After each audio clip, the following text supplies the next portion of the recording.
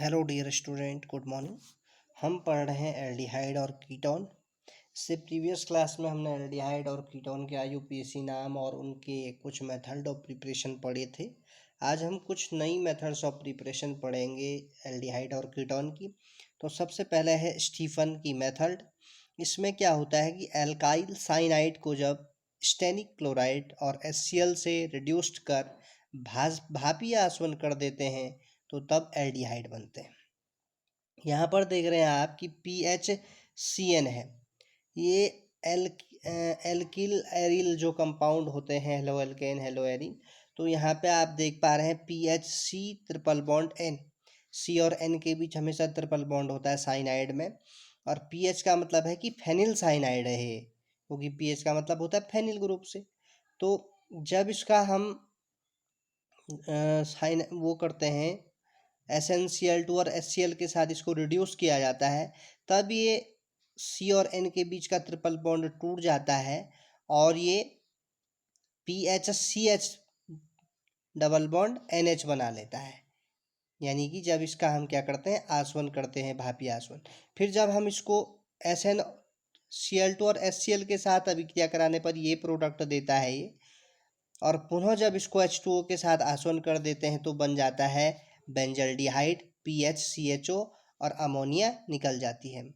उसी प्रकार alkyl cyanide के संबंध में आप देख सकते हैं 2H के साथ हमने इसकी अभिक्रिया की तो CH3CH डबल बॉन्ड NH बना। सेम यहाँ पे रिडक्शन कर सकते हैं आप। और फिर H2O के साथ इसको किया तो CH3CHO बन गया, यानी कि एसिटिल्डिहाइड बन गया या एथेनल बन गया और अमोनिया अलग बन गई। तो सबसे पहले इस मेथड में हम क्या करेंगे कि फेनिल या एल्काइल साइनाइड को रिडक्शन करेंगे। 2H मतलब जहाँ पे हाइड्रोजन जुड़ रही है वहाँ पे रिडक्शन होता है, और पुनः रिडक्शन के बाद जो कंपाउंड प्राप्त होगा यहाँ पे हाइड्रोजन जुड़ जाएगी और उसका आसवन करेंगे तो हमें बेंजल्डिहाइड और एसिटिल्डिहाइड प्राप्त होगा। नेक्स्ट है एसिटो एसिटिक एस्टर के कीटोनीकरण जल अपघटन से। जैसे ये है CH3CO CH2 COO C2H5, यानी कि एस्टर होता है RCOO R-। तो यहाँ पे देख पा रहे हैं आप, एक RC2H5 होगा और एक यहाँ पे CH3CO CH2 है। तो इसको हम बोलते हैं एसिटो एसिटिक एस्टर, क्योंकि एसिटो एसिटिक जैसे CH3COCl था, एसिटिल क्लोराइड बोल लेते, तो CH3COCH2COO C2H5। इस प्रोडक्ट का नाम है एसिटो एसिटिक। एसिटिक भी है क्योंकि CH3CO। एसिटो एसिटिक एस्टर को जब हम जल अपघटन करते हैं, जल अपघटन का मतलब H2O को जोड़ देना उसमें, तो तब यहाँ पर देख पा रहे हैं आप CH3COCH, यहाँ से ये C2H5 यहाँ पर देख रहे हैं, ये H2O को हमने इस प्रकार से जोड़ दिया। एक H इसके ऊपर जोड़ दिया CH3CO CH2 पर, और एक OH जो H प्लस OH नेगेटिव ऐसे जोड़ा। तो यहाँ पर CH3CO तो था ही, यहाँ पर आप देख पा रहे हैं CH3CO और CH2 धन H CH3, तब CH3CO CH3 ये अलग हो गया। बाकी COO को क्या लिख सकते हैं हम, CO2, इसको अलग लिख दिया, और C2H5 प्लस OH को क्या लिख दिया, C2H5OH। तो मैंने इस प्रकार से कैसे यहाँ पे जल अपघटन हो रहा है, H2O इससे जुड़ रही है, इस प्रकार से ये बनेगा आपका कीटोन या एसीटोन या प्रोपेनॉन।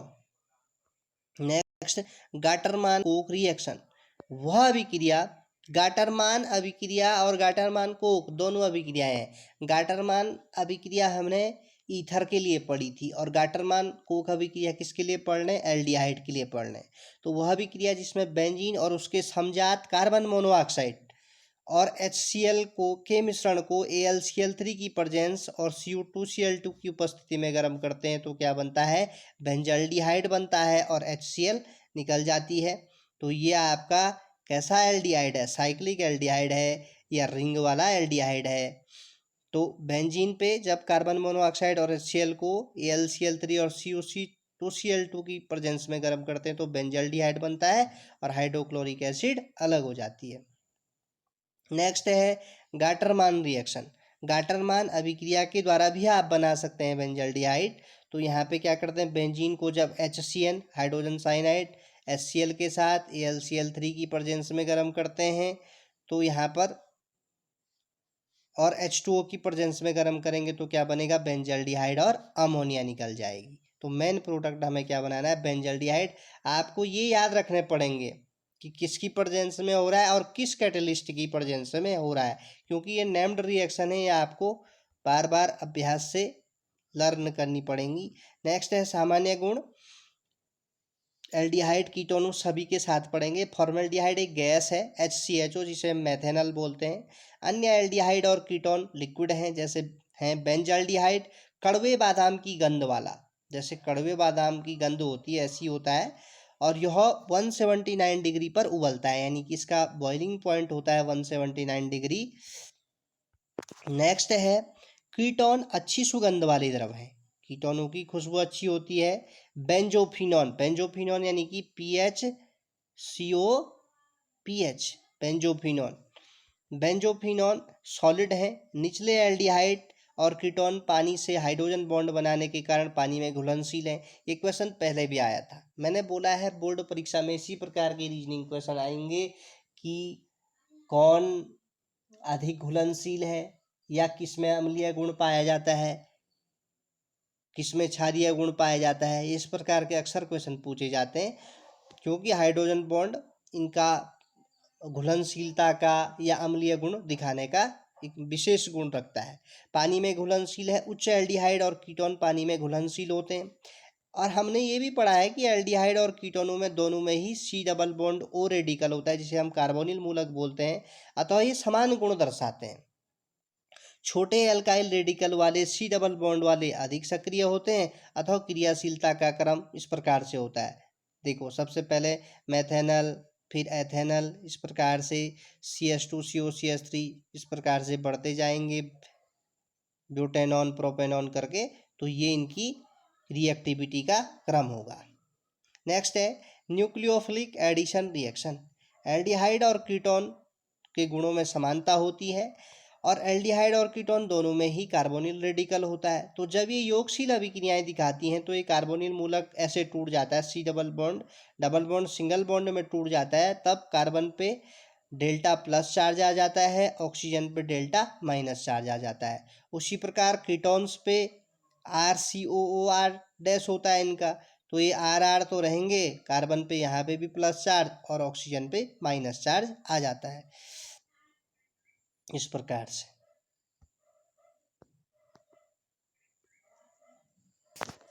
आगे हम बात करते हैं, अतः HCN hydrogen cyanide, sodium hydrogen sulphate, Grignard reagent आदि से ये क्या बनाते हैं, योगशील यौगिक बनाते हैं। हाइड्रोजन इलेक्ट्रोपॉजिटिव होने के कारण इलेक्ट्रोनेगेटिव ऑक्सीजन से जुड़ जाता है, ये आप जानते हैं, 11th में भी कई बार सुन चुके हैं। तो न्यूक्लियोफिलिक एडिशन हाइड्रोजन से प्राइमरी सेकेंडरी अल्कोहल में अपचयित हो जाती है। हाइड्रोजन इलेक्ट्रोपॉजिटिव है और ऑक्सीजन इलेक्ट्रोनेगेटिव है, तो ये आसानी से जुड़ने का गुण रखते हैं। जैसे यहाँ पर देख सकते हैं आप, CH3CO CH3CHO के लिए इस प्रकार से हमने बना दिया है। तो ये एसिटाल्डिहाइड है, +2H योगशील क्रियाएं दिखाएंगे, तो इधर का CH3CH ऐसी है। अब यहाँ पे C डबल बॉन्ड टूट जाएगा सिंगल बॉन्ड के रूप में, तब ये अब यहाँ पे 2H है, तो एक H इसके साथ OH के साथ जुड़ जाएगा और एक H ऊपर रह जाता है। तो यहाँ पे क्या बन रहा है, अब CH3CH2OH एथिल अल्कोहल बना दे रहे हैं। उसी प्रकार कीटोन को जब योगशील अभिक्रिया दिखाएगा तो CH3CH3 तो रहेगा। अब यहाँ पे 2H हैं, तो 2H को हम HH लिख सकते हैं, तो CHOH इस प्रकार से लिख दिया। तो ये क्या बना रहा है, आइसोप्रोपिल अल्कोहल बना रहा है, यानी कि सेकेंडरी अल्कोहल बना रहा है। नेक्स्ट है हाइड्रोजन साइनाइड के साथ। तो हाइड्रोजन साइनाइड के साथ कीटोन H+CN नेगेटिव के रूप में टूट जाता है। ये कार्बन रहा CH3 यहाँ से CO था, तो CO से क्या हुआ कि ये OH जुड़ गया और बाकी CN अलग हो गया, बाकी बीच का कार्बन ऐसी रहा। मीन्स कि ये O और H मिलकर इन्होंने OH बना लिया और CN अलग सा रहा नीचे। तो इस कंपाउंड का नाम है एसिटाल्डिहाइड साइनेहाइड्रिन। एसिटिल्डिहाइड साइनेहाइड्रिन, क्योंकि CH3CHO एसिटिल्डिहाइड जब HCN से अभिक्रिया करेगा तो क्या बनेगा, एसिटिल्डिहाइड साइनेहाइड्रिन। उसी प्रकार कीटोन के साथ करते हैं HCN की अभिक्रिया तो CH3CH3C, वही सेम ऊपर वाली OHCN, तो ये बनेगा एसीटोन साइनेहाइड्रिन। उसी प्रकार सोडियम हाइड्रोजन सल्फेट के साथ क्रिस्टलीय सोडियम बाइसल्फाइड बनाते हैं, तो ये है CH3CHO एसिटिल्डिहाइड सोडियम हाइड्रोजन सल्फेट के साथ। तो यहाँ पर क्या होता है ये देखने की बात है, in presence of Na positive, तो CH3C double bond single bond में टूटा C, यहाँ से OH अलग हो गई, फिर क्या बचा SO3Na, क्योंकि यहाँ पे SO3 तो था ही पहले से, तो ये बना एसिटिल्डिहाइड सोडियम बाइसल्फाइड। नेक्स्ट है, उसी प्रकार कीटोनों के साथ ये क्या देंगे, एसीटोन सोडियम बाइसल्फाइड, सेम होगा ऊपर की जैसी, C डबल बॉन्ड ये टूट जाएगा, OH यहाँ से OH निकाल लेंगे और SO3Na बना लेगा, तो एसीटोन सोडियम बाइसल्फेट। इससे आगे हम नेक्स्ट क्लास में बात करेंगे। Thank you very much, have a good day.